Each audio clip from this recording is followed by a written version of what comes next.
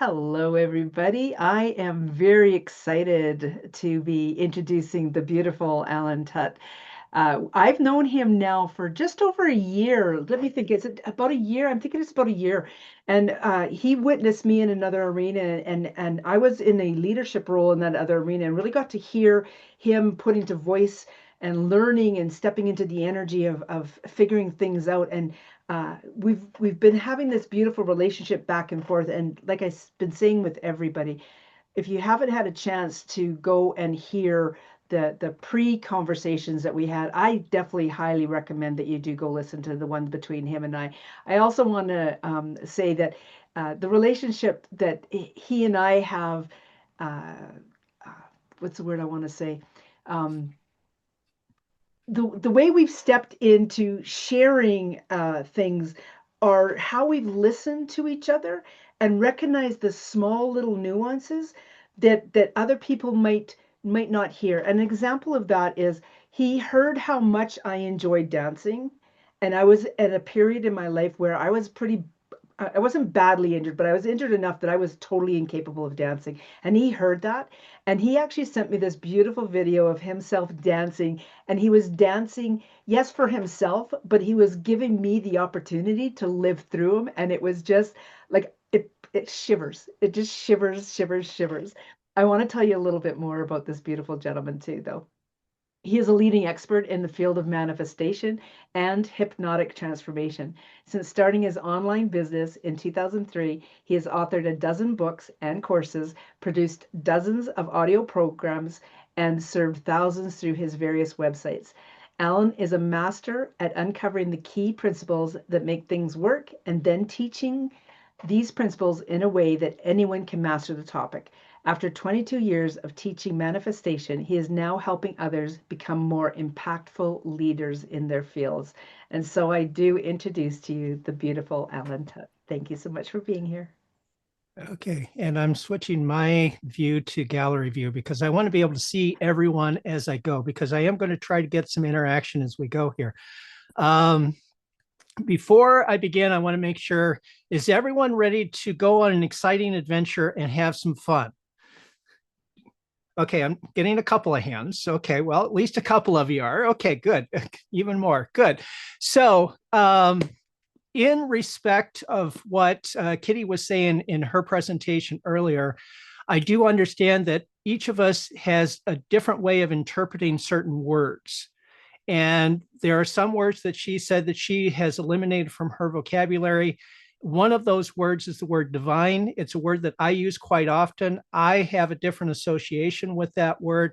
So please understand that when I'm using that word, I am referring to the allness that is, and the idea that we are all one great being and we're all part of the same being. And that's what I refer to when I'm saying the divine.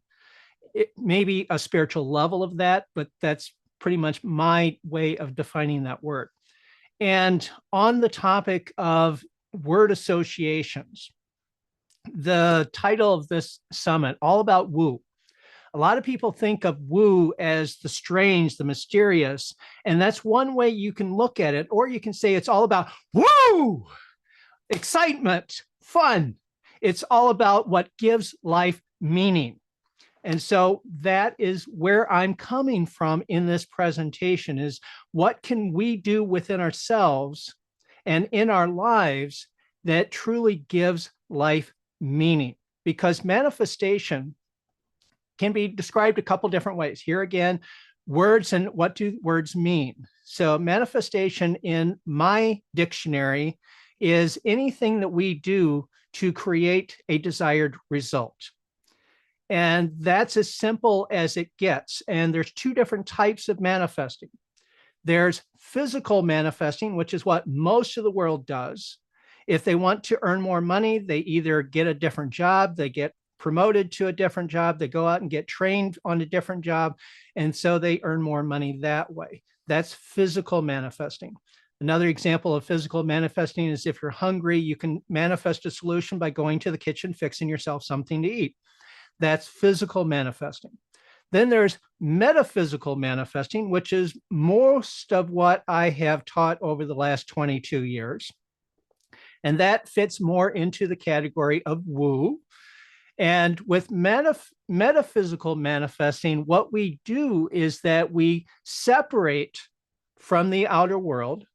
We go within, we connect to that divine essence within ourselves. And through that divine connection, we are connected to the rest of the universe.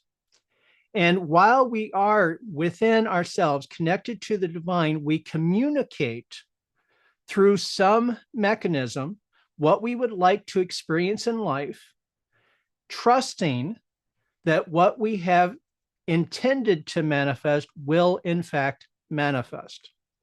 And as we go through this presentation, I'll talk about a couple different ways of manifesting. Okay. First interaction. I need to take a gauge of where you guys are at in the area of manifesting. My guess is that most of you have had some experience with manifesting. You played with it. Maybe you got great results with it. Maybe you haven't. How many of you have at least gotten some level of results from manifesting efforts? Okay, most of you have. Everyone that I see. Okay, now let me ask the next question. How many of you have been completely happy with the results that you've gotten from your manifesting efforts? How many of you can say that you are pretty good at manifesting?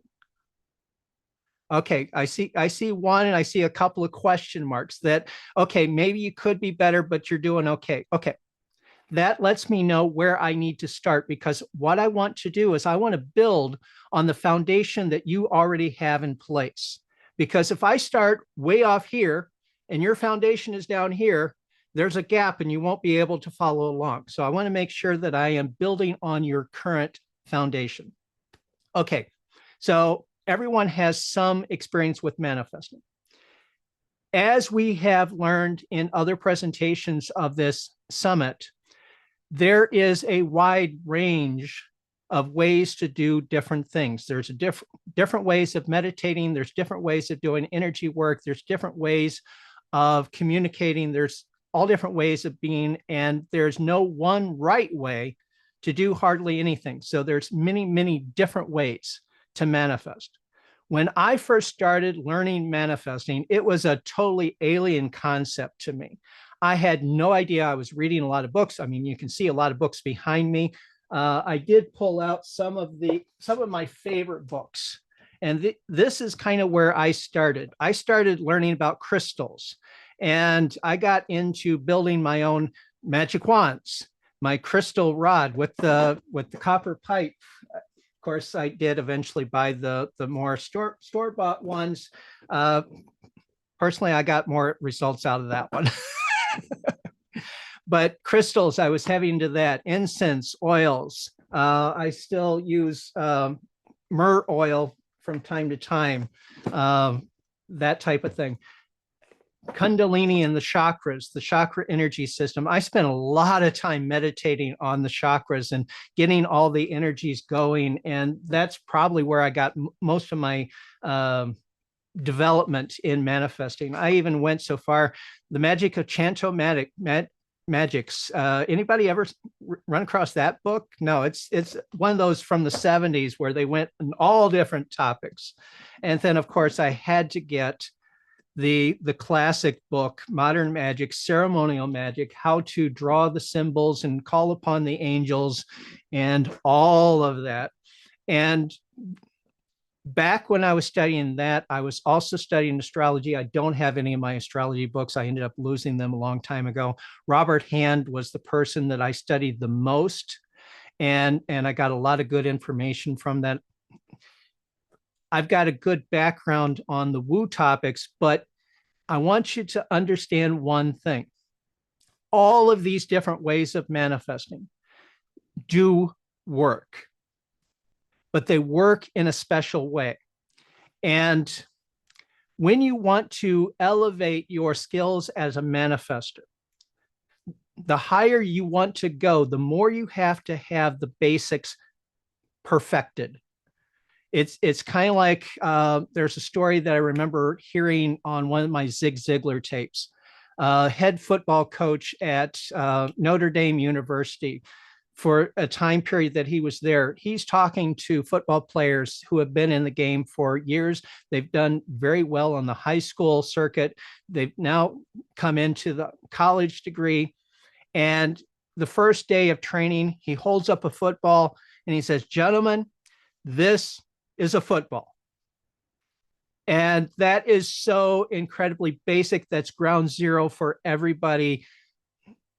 And this is people who already know what they're doing. So when you want to be the best in the game, you have to really have the fundamentals down perfectly. And so one of the things that I do in the area of manifesting is I teach principles. Now, the principles can be put into practice many different ways. They can be put into practice with the crystals. They can be put into practice with the pyramids. They can be put into practice interacting with the dragons and the other spiritual entities. But the principles remain the same no matter what form your manifesting takes. And okay, I see we're already 10 minutes into the hour. I want to cover a lot of ground, so I'm going to cut through a lot of the setup and just let you know that there are 3 key principles that truly make manifesting work. And the first and most important principle is something you've heard 1,000 times if you've ever heard it at all. And that is, it all works according to your belief. Your faith makes manifesting work. One of the things that I learned very early on using all of these different manifesting systems is that they either worked or they didn't work according to my belief in the system. If I was feeling good about the system, if I felt good, like, yeah, this is actually going to work, it worked. If I was confused about whether or not it was going to work, which was a lot of the time in the early days, because my logical brain said, I don't see how this could possibly work. There's electrical signals going on in my brain, but how does that affect the outside world? So in the early days, I had a lot of doubts. And because I had doubts, none of the systems worked for me. And yet, when I truly understood the principles behind it, and I understood that it wasn't the system that made the results, it was me making the results using the system, then I started getting much better results. In fact, if you really boil it down, the simplest, easiest, well, I need to take that one back, not necessarily the easiest, but the simplest, less effort system of manifesting only has 2 steps. Decide what you want, trust that it's going to happen. That's it. We've heard a couple of people already talk about setting an intention and seeing it manifest within a day or 2. That's the power of true belief. When you believe that your intentions have power, when you believe that you are connected to the source of creation and that the universe is yours to command, when you believe that you are that connected and have that authority to manifest whatever you want, all it takes is a decision to do so. And when you get manifesting down to that simple of a level, it's like sharpening the blade. The more simple you can make it, the sharper the blade, and the easier it is to cut through what you need to cut through. So intention and belief are really the only 2 things you need to manifest anything. Of course, if you're anything like I was back in the early days, it's like, okay, I can understand according to your faith, is it done? How do I get more faith? How do I increase my faith? How do I increase that power to make things happen? That's where the other 2 elements that I focus on come into play. Faith is the most important one. In order to increase the power of your faith, the most direct way of doing that is through the power of focus. When you can focus on the thing that you want as if it is now a current reality, and your focus is so clear, so sharp, so well defined that nothing else enters your mind during this time that you're focused on, this is what's going to happen for me. when you can forget about what happened yesterday, when you can forget about your current circumstances, when you can forget about what you think could happen tomorrow, if you can forget about all of that and simply focus all of your attention on, I am going to have this experience. I am entering into this experience. I am projecting myself into the future, and I am now in this experience, having this reality. And this is my destiny. This is what's going to happen for me. Truly 100% focused on the outcome that you desire. That increases the power of your faith, because by forgetting everything else, you're forgetting all the reasons to doubt. And when you forget about all the reasons to doubt, that clears out those doubts. And it means that the power of your faith is sharper and is able to cut through any obstacle that may currently exist in the physical reality around you and make it happen.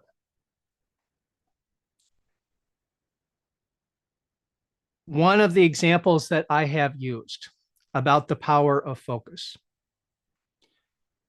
one of the very first manifesting results that I ever had, and I will completely admit that the first time it happened was probably a complete coincidence. However, it set a foundation. Okay, very first time, I'm riding in the back of the car with my parents as a child, looking up at the sky, and it's raining. We're driving to go see my grandmother. I really didn't have a great relationship with family anyways. It wasn't something I was really thrilled to do. I was just bored. It's like, I don't like rain. Let me just pretend. And I sat back and I looked up at the sky through the rear window of the car. And I'm thinking, what if there was a giant plastic dome over this area, and the rain coming from the clouds hits the plastic dome, slides off the sides, and it's not coming down here anymore? And I just spent a few minutes daydreaming, visualizing, imagining this possibility, not knowing that I was so completely focused on that I was completely eliminating all possibilities for doubt. Within a few minutes, the rain stopped. It's like, wow, that's interesting. So it was just one of those things. I completely forgot about it until many years later, when I was hitchhiking. I got a bug up my in. I got the idea to hitch out to California, because that's where the Science of Mind organization was, and I had heard a lot about Science of Mind, the power of thought. And I wanted to go meet the people who were really teaching it. Well, I ended up in Kansas City as a stopover on that pathway, and I got dropped off at night, and it happened to be raining. And I'm walking down the sidewalk looking for a place to get out of the rain, and I remembered that experience back as a child. And I started to think, well, I wonder if that could work again. And if you hear the way that I'm phrasing it, there was already a seed of belief behind that. There was a seed of belief, and I understood that, well, I need to focus my mind and imagine the thing that I want, or at least a symbol of what I want. And so on the sidewalk, I stopped, because I can't really focus on that and walk at the same time. Okay, maybe it's not the same thing as walking and chewing gum at the same time, but this required a little bit more focus. So I stopped. I was in the middle of the rain. And I just focused my mind. I kind of ignored what was going on around me. And I focused on that image of that giant plastic dome covering the city, blocking the rain, pushing it off. And once again, within 5 minutes, the rain had stopped. And it's like, wow, that worked again, twice. Twice is all you need to build a belief that this actually works. Okay. A lot of other experiences that I could go into, but here again, we're already 20 minutes in. So I want to make sure that I am completely covering what I want to cover in this presentation. So two of the three key elements we've already talked about. Faith is the most important thing that makes manifesting work. If you believe that it will actually happen, it will. And I don't mean just believe that it's possible. I mean, truly expect it to happen, because that's the difference between almost working and absolutely working. Yes, it's possible, but I really don't think it's going to happen. Won't get you there. It opens the door. It allows for the possibility. And as long as there's other beliefs in your belief system that support that, it probably will happen. But to truly be absolutely on top of the game with manifesting, you truly want to get that belief up to the top where you truly anticipate the expectation, the outcome. And so in order to enhance our manifesting ability even further than what we can do with just simple focus, we need that third element, which I call feeling. And that is a full, rich experience of what you want to manifest. And the best way that I can explain this is to give you another example. And this is an example. Barbara's already heard the story before. I don't think anybody else has, so I'm going to go ahead and go with it. Okay, so about 28 years ago, I decided that it was time to find my soulmate. It was time to find that perfect relationship and make it happen. And so I decided that in order to do this, my process for manifesting it was to sit down, relax, go into a meditative state, and daydream about what I wanted to experience.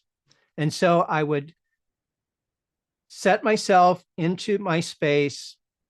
I would relax. I would release any tension from the day. I'd get myself into a meditative state. And then I would just go off on a daydream inside my mind about, okay, I'm out on a date with this person. We're really having a good time. We're doing this kind of thing. We're going to theater. We're going to concerts. We're going around the world. We're traveling. We're doing all these wonderful things. We're having these wonderful long conversations. We're having great sex. I mean, every aspect of a good relationship, I was imagining it. And by the time I finished the visualization, which it probably was about a half an hour, it could have been an hour, somewhere in that time frame, when I was done with the daydream, I sat back and I could feel a sense of satisfaction, like I had just been out on a date. I'd taken her home and I came back to my place, and it was a good evening. That was my feeling of the experience that I wanted to manifest. And I did that on a regular basis. Maybe not every night, but most evenings I would do that. Within a couple of weeks, I was doing another meditation in the afternoon. This one wasn't about manifesting, it was just about clearing my mind. And in the middle of that meditation, I got this idea. This idea just kind of bubbled up within me that it had been such a long time since I had joined a meditation group that I wanted to do that. So I found a Yellow Pages. This is before the internet. I found a Yellow Pages. I was looking through the churches and looking for some place that advertised a meditation group. I found one. I called them up. Meditation groups weren't happening. They had a class that night. So I went, joined the class, nice people, started going to that church every Sunday. Well, it was only a week or two later that one Sunday I was there. It was nice. It was fine. Wait a minute. I need to back up. I missed a very important step here. I missed a very important step here, because here's the thing that made the whole thing work. I did those manifestation sessions where I did my daydreaming about what I wanted. I trusted that it was going to happen. And during the days, wherever I went, I was on the lookout. It's like, okay, I know I'm going to meet her. I don't know where, I don't know when, but I know it's going to happen. And maybe if I turn that corner, I'll meet her there. Maybe if I go in that building, I'll meet her there. I don't know where it's going to happen, but it's going to happen. And it's like I was vibrating with expectancy, anticipation. It's like this is going to happen. This is going to be magical. And that anticipation, looking for the result, not looking to see, well, it's not happening yet. It's not happening yet. That's not what I was doing. It's like, I know it's going to happen. I just want to be awake and alert and prepared for when it does happen. Small difference, but important difference there. Okay. So that's how I was going through. Then I got the idea to look for a meditation group. Then I went to go check out the church. Then I was at the point that I had to back up here. So one day I was there, I attended the service. It's like, yeah, this is nice. I don't quite see the person I'm here for yet, but maybe another time. So I went to go get my jacket. It was December. It was actually a coat, not a jacket. It was December. I got my coat. I was about ready to leave. Someone taps me on the shoulder. I turn around. I see her right at that exact moment. I could recognize the energy. And I knew, you're the one I'm here for. Of course, I didn't say that to her. I didn't want to be any weird or anything, but it's like, hey, yeah, hi, how you doing? We got into a conversation. I invited her to lunch. We went to lunch. She told me about a concert that the two Unity churches were having that night. I went to the concert. That was a great thing. I said, hey, I'm having a great time with you. When can we get together next? And it was just one thing after another. I kept it going because I knew where it was. I knew where it was going. Sometime later, she could see where this was going too. And she said, I have to tell you, I'm not ready for a relationship right now. I just got out of a 10-year marriage. I don't really want a relationship. Because I had faith, I could say with complete honesty, hey, that's okay. I'm not going to push you into anything. I'm here to have a good time and leave it at that. Eventually, it got to the point where we had been together for 7 years, been living together for 7 years at that point, and we had talked about marriage, but she said she wasn't ready for it, wasn't ready for it. And then at the 7-year mark, I said, there's this thing called common law marriages, where if you're living together as a couple for 7 years, you're technically legally married. And I told her, I'm not going to be a common law husband. We can either get married or I have to leave. And I put it out there for her, and she said, okay, I guess so. And then again, sometime later, you can ask her when you see her at some point. Sometime later, she says that was the best thing that ever happened to her. She is so much happier with this relationship than she was with any other relationship she had in the past. So that gets into the feeling aspect of what I'm talking about with manifestation. You've got to have faith that you have the power and the authority to create your life, your way. Doesn't matter what anyone else wants. It doesn't matter what anyone else believes, which was a big one for me, because my thing was, if it's all about beliefs, then my beliefs affect it, and everyone else's beliefs around me also affect the group situation. I had to get that out of my head. It's like my beliefs control my situation. If someone else believes something different and they would be affected by this, they'll find themselves somewhere else. I'm going to create my situation, and those who believe in this possibility will be the ones around me when it happens. So you've got to believe that you have the power and the authority to manifest your visions. You've got to be able to focus on what you want and ignore everything else. And if that isn't yet enough to make it happen, add in the feeling aspect to make it a real visceral experience within your imagination, because nothing shifts a belief more than actual experience. In fact, that's where most of us get our beliefs, from the actual experiences that we have in life. So when we create an experience for ourselves, we can manifest powerfully because our beliefs are shifted. Okay, so I've talked for probably close to half an hour. I finished that little module and I want to make sure that everyone's on board. Does anyone have any questions? Was I confusing on any aspect of that? Would you like me to go into more depth on anything? Okay, so I'm not seeing any. Okay, so we'll go to the next thing. So here's the thing about manifesting on a higher level. You can increase your capability to manifest within your sphere of influence.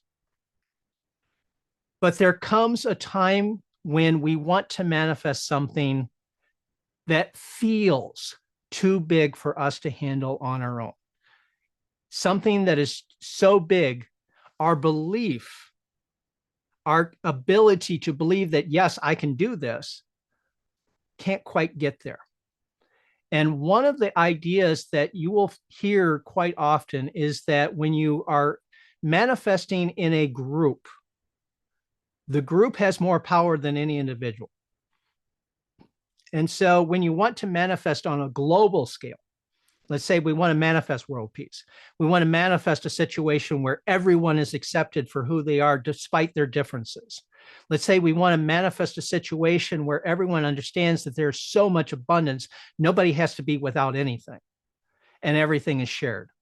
If we want to manifest on a global scale on that level, most of us need the support of a group to activate that manifesting ability to make something like that happen.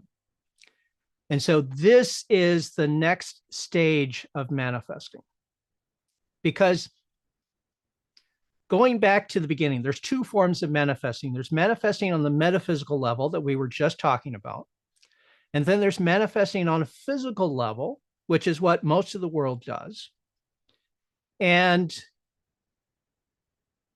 what I want to suggest here is that it's not an either or situation. You don't have to pick one and forget the other. We can bring both of them together and use both of them in concert with each other to create an even bigger result. And here's what I am suggesting.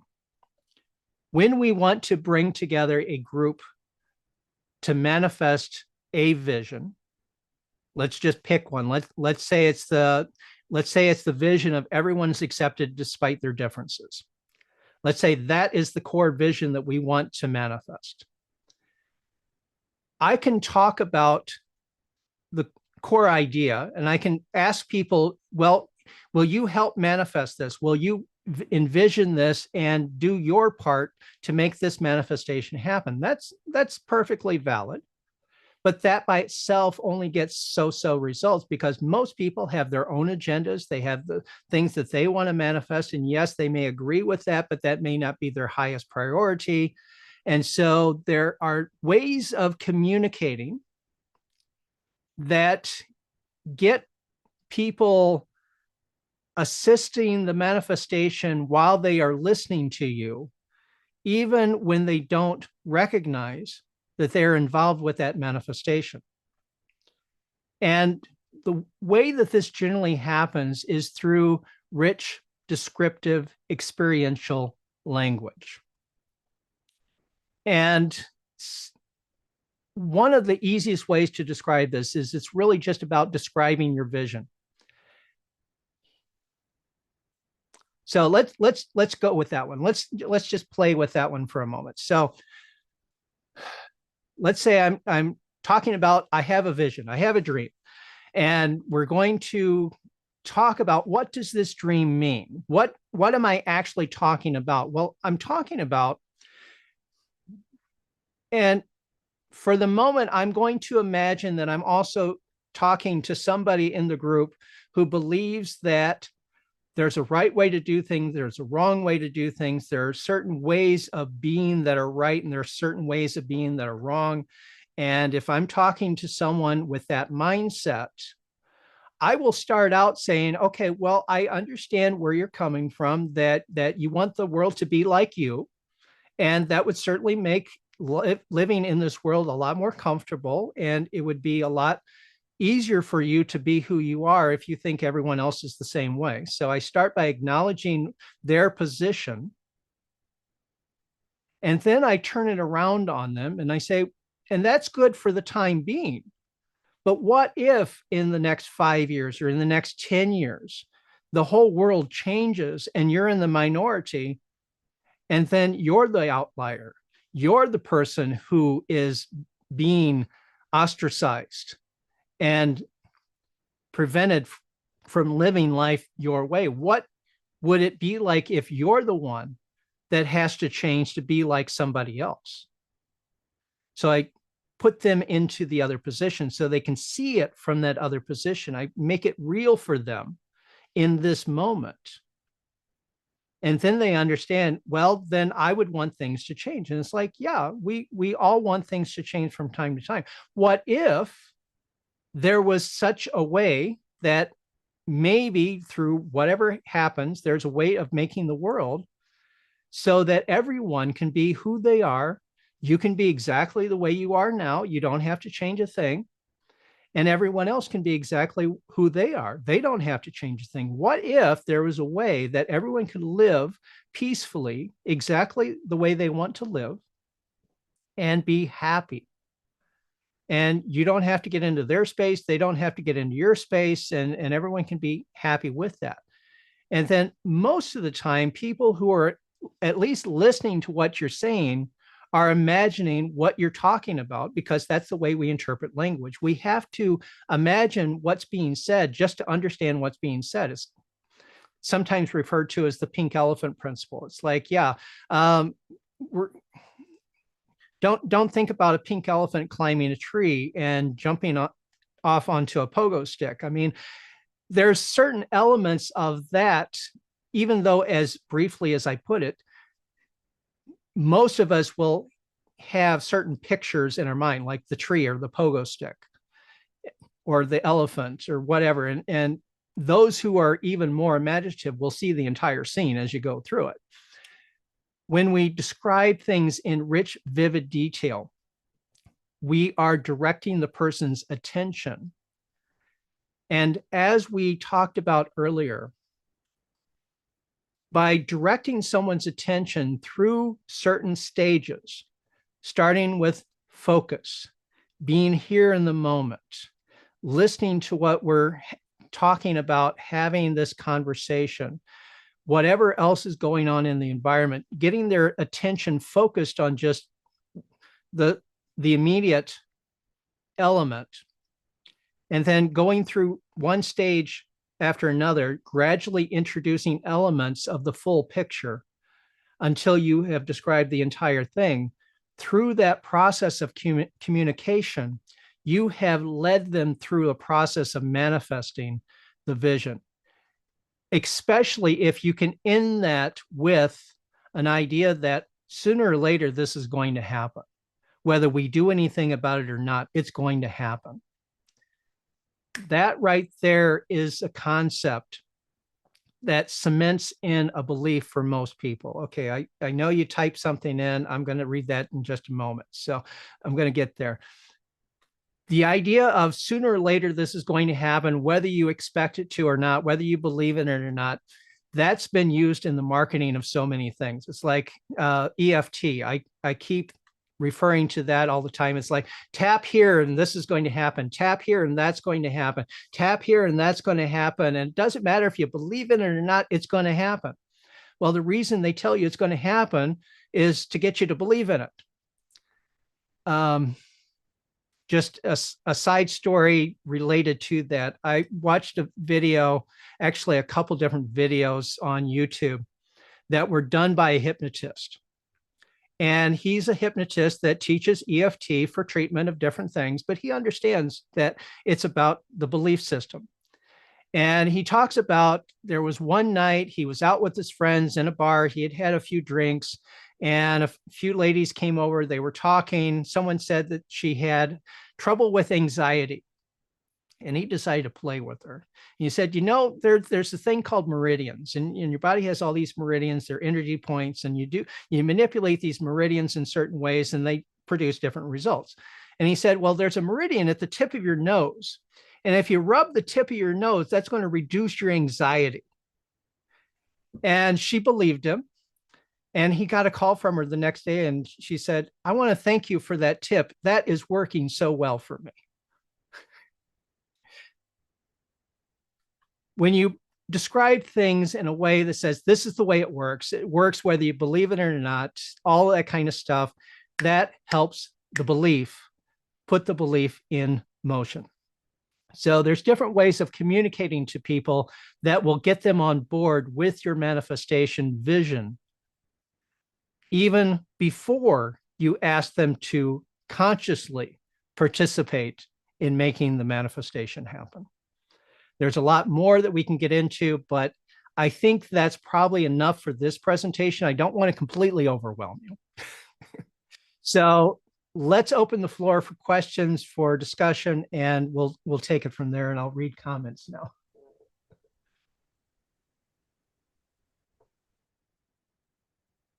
Okay, comment, question. What if two groups of people are doing the same manifesting vision, yet their visions are opposite, in opposition to each other? Great question, because I had to deal with that concept in my own mind. And I kind of referred to that to some degree, but I'll flesh it out in more detail now. Whether it's two individuals or two groups of people, they're manifesting completely opposite things. The thing is what you will manifest is your experience of life. We have no power outside of our own experience. So what ends up happening is that one group of people will manifest something that feels right to them, that resonates with their vision in one place, in one geographic location. And the other group will find themselves gravitating to another geographic location where things have manifested differently.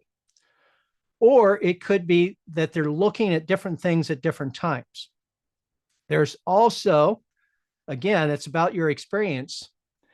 There's something that a lot of people refer to as the reticular activation system, the RAS system, where you notice things that are in alignment with your beliefs and you kind of miss everything else.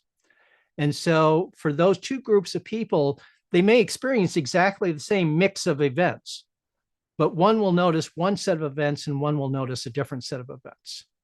So there's three different ways that ends up happening, to where they're both experiencing what to them feels like the manifestation of their vision. But in objective reality, if there is such a thing, it's a mixture. So that's how I would answer that question. So just saw the pink elephant jumping out of the tree onto the pogo stick. So, yep. Yep, it's very easy to imagine that, especially with the people that I've noticed here, because all of you, at least from what I've seen, are very clear on your connection to your deeper mind, which is where the imagination comes from. People who say that they have a difficult time visualizing are people who are so much in their conscious mind, they are disconnected to some degree from that deeper mind within.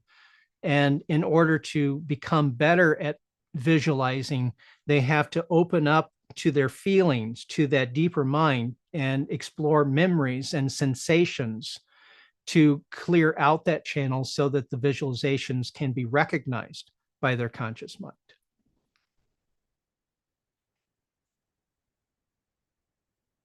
Yep. Yep. Because that tends to happen anyways. People tend to gravitate towards people that they are in affinity with, that they have certain things in common with. And it's like different churches have different beliefs, and the people who go to one church don't go to the other churches.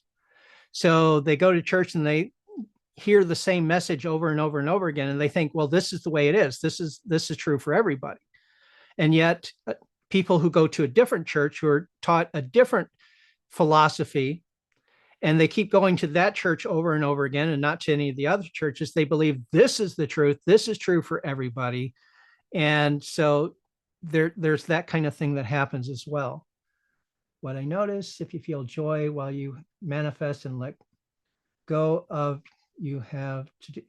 go of what you have to do or control, then the message. Okay, that gets into part of the focus element. Okay, focus element. What we were talking about describing things in rich experiential language, focusing, and then the experience. I also mentioned a little bit about a hypnotist that I was watching. All of this is what they call conversational hypnosis. Conversational hypnosis is something that we use all the time, anyways, but most of us use it by accident. We don't control to a large enough degree how we present things. And so sometimes we are shifting someone's belief in a way that we do not intend. Learning conversational hypnosis just simply gives you that conscious choice to direct the focus of your audience, whether it's an audience of one or 1,000 or a million. It gives you the ability to choose how you want to direct their focus so that you get the outcome you intend, which for those of us who are in a more spiritual level of being, our intentions most of the time, in fact, I would say all the time, but I'm allowing for the times that I don't know about, at least most of the time, those of us who are in spiritual levels, our intention for other people is to elevate them, to uplift them, to empower them, to help them reach better states of being. So the concept of settling into joy. When I lead someone through a hypnotic session, one of the key things that I do, this is an all the time thing for me. I have them focus on the here and now. I have them relax their physical body so that they can set it aside and focus on an internal experience. And then I have them remember a time when they felt good, when they were enjoying themselves, when they felt something akin to either love or peace or joy, some type of positive feeling. And then I will direct their focus to amplify that feeling and then to seek out the source of that feeling, which is bubbling up from somewhere. Where is it bubbling up from? And as they go on this inner search for the source of their joy, they automatically go to their divine source, that connection point to the rest of the universe where they have access to the power of the universe to create their life. And then from there, then we get on to whatever the purpose of the session is. So yes, definitely joy, gratitude, love, all of those feelings put you in touch with your manifesting power. And that is a great way to do your manifesting. There's also a side benefit to that too, because when you have the feeling of love and joy and gratitude, it sets a context. And a lot of people talk about missing details. If you don't put all the details in place in your intention, then something could fill that detail that you don't want. Not if you set a context of love and joy. Because if you set that context of the positive, then any missing details will take on the nature of the context. And so it's a safety net so that no matter what details you may have missed, it will always be something you enjoy. So, and I know that text can be easier for some people. I am perfectly okay if you want to just unmute yourself and just jump into the conversation. I'm happy with that. You know what? I'm going to jump in then. Mine is. I imagine a lot of people can relate to mine. I was doing something and I thought, oh man, I need this. I'd love to have more of this. And then I went for a drive to go drop something off, and literally laying beside this area was the things that I had just kind of said, oh, I need more of this. And it was like literally like that fast, and on such a subconscious level. So how do we move the conscious desires to that subconscious level? Like I guess to answer my own question, I really thought I needed it, and as it turned out, I really didn't need it. But it did. I in the moment of the thought, I thought I really needed it. So how do we take a conscious intention and make it an element of the subconscious? Is that the question? I think that's what I'm asking. Okay. So that's part of whatever manifesting process you want to use. Uh, the process I described about relaxing, going within, having a daydream about what I want to experience, that was my process of incorporating the conscious intention into the subconscious realm. That is my full process.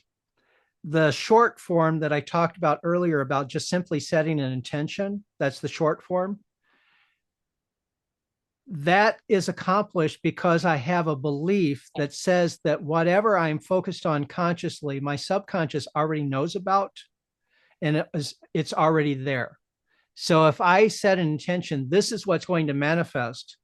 It's like my concept of it, my way of visualizing it is that it's like two people.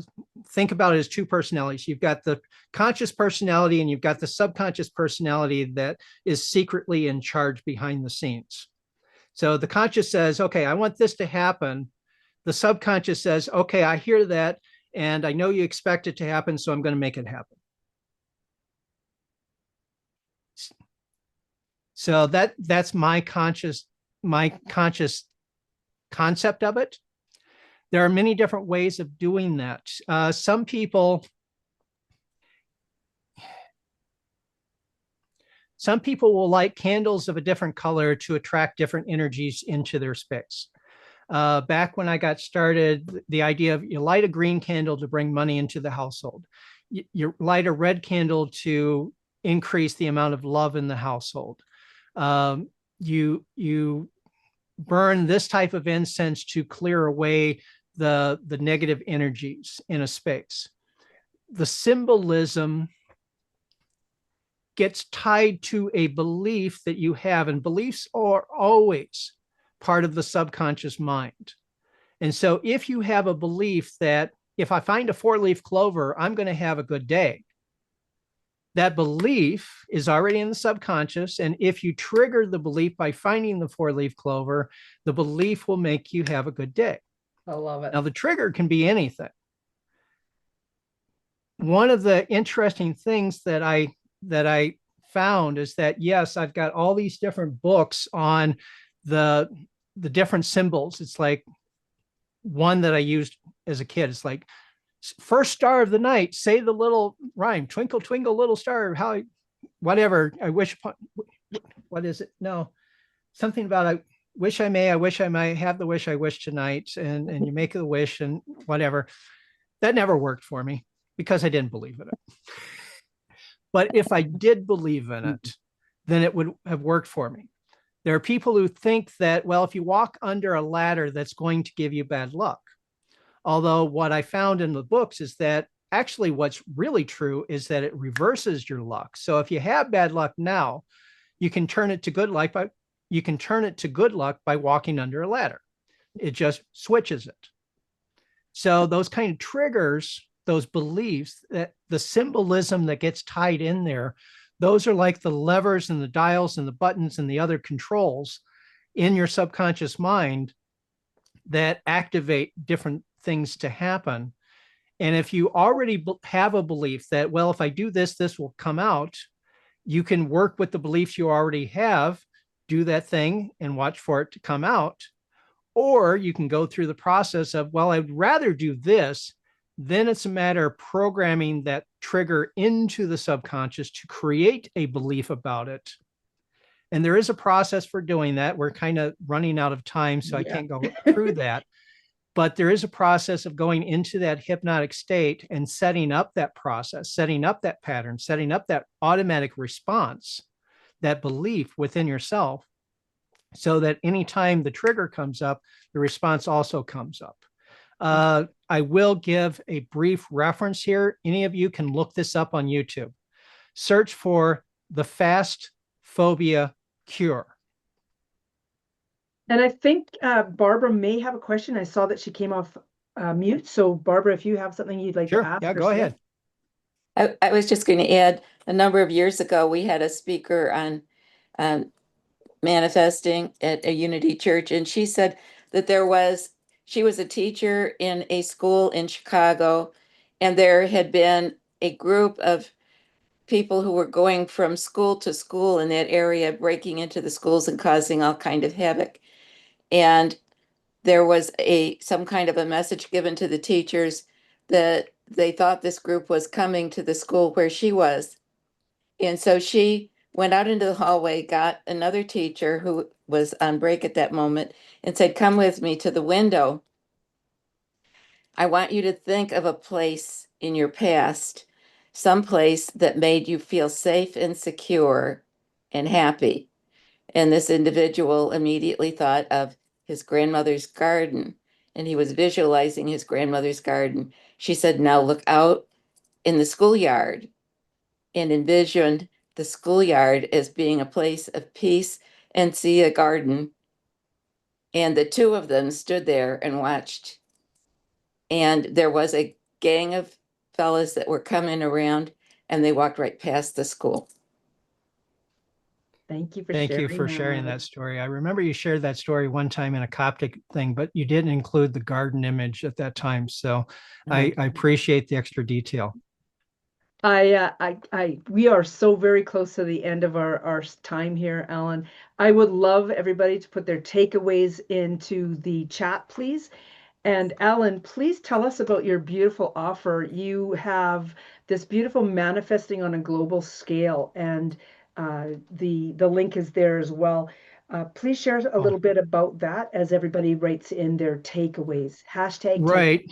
Yeah. The gift that I am making available to you is a 3-hour video program where I go into even more depth into what I just started to cover today. Today was the basics and just one extra step into the more advanced stuff. The program that you get access to through the link that Sandra has just shared will give you even more of the advanced stuff, which gets into not only the experiential language, but also something that's called the meta pattern, which is what I was going to refer to with the fast phobia cure, where there's a 4-step process of acknowledging the problem that you have, or the response pattern that you no longer want to have, reducing the strength of that process, setting it aside for the moment, finding some way to lessen its effect on you, and then finding a replacement for that, focusing on the replacement. And then the 4th step is to, within your mind, imagine using the replacement in the situation where you used to have the problem, and repeat that a few times until it feels natural. Because when you do that, within just a matter of minutes, you can change an automatic habit, an automatic response pattern, even to the point of eliminating a phobia. That's why it's called the fast phobia cure, because when you go through this process, you can change so much about yourself on such a deep inner level. Some people feel like it's actually shifting their identity. And that gets into a whole other conversation. I don't want to take up too much of the time, but that's a little bit about what the extra stuff is in the 3-hour training that you can get access to as the bonus gift. Wow. And I will also tease just a little bit in the last minute here. I have something even more special that's going to be announced in the next couple of weeks. And everyone who signs up for that gift, or if you're on my mailing list of any kind, Barbara's already on my mailing list already. I think Sandra and Christina may also be on my mailing list. You guys will get the announcement anyways. Everyone else who signs up for that gift will be able to find out about this secret special project when it gets released in the next couple of weeks. I love that. The secret. And it resonates perfectly with one or two things that have been said during the summit here. I love this. Alan, you know what? This has been absolutely wonderful. And I want to just kind of swing all the way back around to our very first guest speaker, who was Christina. Alan just showed you how the sacred gift piece works. He was in his element, he was walking in his gift, he was walking his talk, and the flow of him, the flow was absolutely magnificent. Thank you so much, Alan. Such a You are pleasure. very welcome, and I thank everyone for being here. Yeah. Can I add, Alan always predicts that there will be good weather whenever the groups that he belongs to have outdoor activities. And with his manifesting and the other people expecting his manifesting to work, it always is good weather. And I will tag on to that, that while that is true, there have been quite a few workshops that I've led where I've talked about that. And there are at least 2 or 3 other people in the group who are doing the exact same thing. I'm not the only one who can do it. In fact, there was a time when I taught a class, and the next week someone came back to the second instance of the class reporting that they tried it and it worked for them too. So you can be a beginner and have it work. I want to say something on the thread of this. I literally, when I moved back to this town, I really had misgivings about moving back to this town because I dislike winter. I would much rather have no snow around. And truly, I decided, you know what? First of all, I need to change that attitude. I need to stop saying that I hate winter. And so I stopped saying I hate winter, and instead I slid into the energy of I enjoy being able to enjoy the winter, and I know that I enjoy winter when there is less snow, et cetera, et cetera. And I really kind of really stepped quite deeply into that. And there's not been a winter since moving here that I have not to some degree enjoyed, because we actually get way less snow from every other year that I've ever lived here in my life. It feels like I have manifested as a much drier climate. It's really wild, really wild. Right. And what you brought up also brings up another topic too. And sometimes it's easier to manifest change within yourself, to accept the environment the way it is, than it is to change the environment to suit where you are right now. Because one of the other things that I firmly believe is that at the core of our being, we are pure potential. We are the divine being. We are the one and only creator of the universe. And because we have infinite potential, we can change everything else about ourselves and still be us. As long as the changes that we implement are the changes that we want to implement, then we are still being ourselves. Beautifully said. Thank you so much, Alan. Everybody, we are going on to a roughly 13-minute break, and so back on the quarter past hour. And then we have the beautiful last wisdom keeper, storyteller today, Madeline Sklar, will be here. And her topic as well is one that will possibly hit home for many of us. So I hope you are coming back for that. We'll see you shortly.